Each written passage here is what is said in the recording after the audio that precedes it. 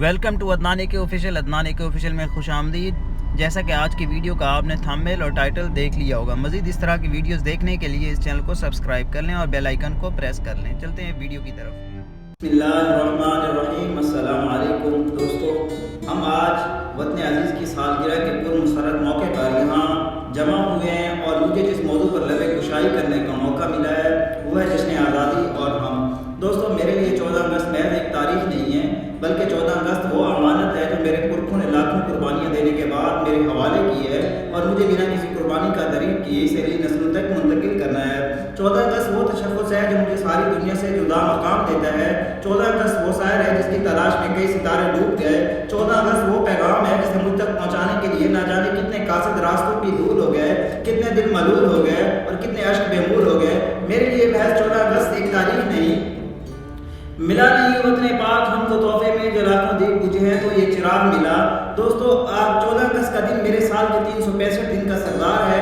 یہ دن تو میری عیدیں ہیں، یہ دن تو میری خوشیاں ہیں، یہ دن ہے تو میری بہاریں ہیں، یہ دن ہے تو سب نظارے ہیں۔ میری زندگی، میری بندگی، میری دلکشی، میری تازگی، میری روشنی، میری اگائی، میری شاعری، میری موسیقی، میری مسوری، سب کچھ ہے اگر یہ دن میرے مقدر کی پیشانی پر کندہ ہے۔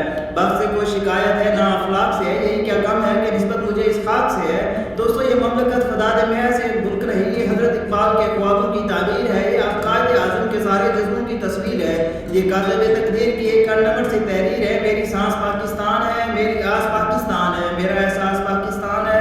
صدر شکر میرے مولا کا میرے پاس پاکستان ہے۔ اس انمول تحفے کے لیے رب جلال کا شکر ادا کرنے کے لیے یہ دن منایا جا رہا ہے جسے ہم جشن آزادی یوم آزادی کا نام دیا گیا ہے۔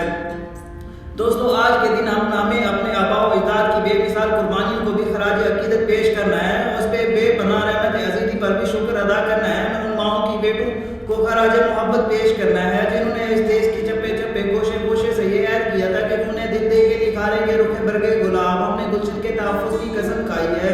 اپنی گفتگو کے آخر میں بصد و رنج ملال عرض کرنا چاہوں گا، اپنے عزیز اس وقت کچھ ہمارے اپنی تاریخ کے نازک تارین دور سے گزر رہا ہے، کچھ ہماری اپنی نادانیاں ہیں، کچھ منون کی ریشے دوانیاں ہیں، ہر طرح بھوک افلاس کے ڈیرے ہیں، اندھیرے ہی اندھیرے ہیں، بڑی دور سویرے ہیں، صنعت، حرفت، معیشت، تجارت، ہر شعبہ خسارے میں ہے، بھائی بھائی کا گلا کاٹ رہا ہے، سیاسی لسانی اور مذہبی اختلافات شدت پسندی کو فروغ دینا شروع کر دیا ہے۔ لیکن میرے عزیزو، ہمیں پھر ابھرنا ہے اپنی آن کی خاطر، اپنی بان کی خاطر، اپنی پہچان کی خاطر، پیارے پاکستان کی خاطر۔ یاد رکھیے، ہم کو یہ شعلے نہیں چاہت کے شبنم چاہیے، ہم کو یہ خنجر نہیں زخموں کے مرہم چاہیے، مستقبل نفرت کے بدلے ہم کو عشق کے بھیم چاہیے۔ خود حد ہو کر جیے تو ہم بھی ایک طاقت ہے۔ اگر وطن سلامت ہے، وطن سلامت ہے۔